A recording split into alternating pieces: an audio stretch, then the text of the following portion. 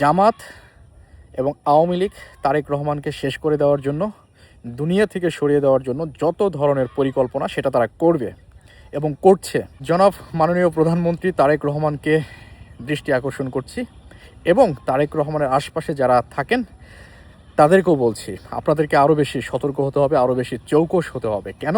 আপনাদেরকে একটু মনে করিয়ে দিয়ে, আপনাদের মনে আছে প্রধানমন্ত্রী রাজীব গান্ধী যখন তামিলনাড়ু সফরে গিয়েছিলেন, তখন তাকে ফুলের মালা পরিয়ে দিতে এসেছিলেন এক তরুণী, 22 বছর বয়সী কালাইবাণী নামক এক তরুণী।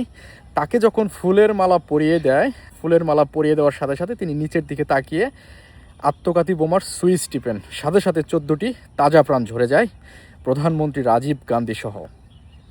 এবং মেয়েটি ছিলেন তামিলনাড়ু গেরিলা টিমের সুইসাইড স্কোয়াডের সদস্য। তো বাংলাদেশে যে এরকম সুইসাইড স্কোয়াডের কোনো সদস্য জামাত, আওয়ামী লীগ, ভারতের প্ররোচনায় কোনো অঘটন ঘটাবে না, সেটা কিন্তু নিশ্চয়তা কেউ দিতে পারবে না। ইতিহাস বারবার ফিরে আসে খুবই ভয়ানকভাবে, আর আমাদের উপমহাদেশের ইতিহাস তো খুবই মর্মান্তিক। আপনাদের মনে আছে পাকিস্তানের প্রধানমন্ত্রী লিয়াকত আলী খান, বেনজির ভুট্টো সহ ভারতের মহাত্মা গান্ধী, ইন্দিরা গান্ধী সহ তাদের মৃত্যু কিন্তু স্বাভাবিক ছিল না।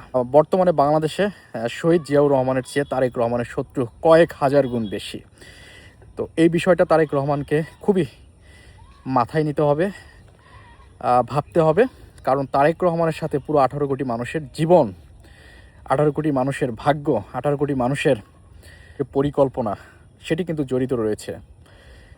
জামাত এবং আওয়ামী লীগ তারেক রহমানকে শেষ করে দেওয়ার জন্য, দুনিয়া থেকে সরিয়ে দেওয়ার জন্য যত ধরনের পরিকল্পনা সেটা তারা করবে। আপনারা কালকে একটি সোশ্যাল মিডিয়া বক্তব্য দেখছেন, জামাতের একজন শীর্ষ নেতা সেলিম, তার বক্তব্যে সেই বিষয়টি ফুটে উঠেছে। তো জনাব তারেক রহমান, আপনাকে সিদ্ধান্ত নিতে হবে। আপনি যেখানেই যান অবশ্যই আপনাকে বোম ডিটেকশন যে স্কোয়াড সেটি অবশ্যই আপনার সাথে রাখতে হবে, কারণ দুর্ঘটনা ঘটতে কিন্তু সময় লাগে না, 1 সেকেন্ডের ব্যাপার। তো আপনাকে এখনই সিদ্ধান্ত নিতে হবে এবং আপনার প্রতি নজর কিন্তু মানুষের আরও বৃদ্ধি পাচ্ছে এবং আপনার জনপ্রিয়তা দিন দিন বৃদ্ধি পাচ্ছে। এবং যত জনপ্রিয়তা আপনার বাড়বে, আপনি মনে করবেন আপনার শত্রুর সংখ্যাও দিন দিন তত বাড়তে থাকবে। ভারতের কথা নাই বা বললাম, বাংলাদেশের যে পরিমাণ আপনার শত্রু আছে, জামাত, আওয়ামী লীগের মতো কালসাপ, তারাই আপনাকে ধ্বংস করার জন্য যথেষ্ট।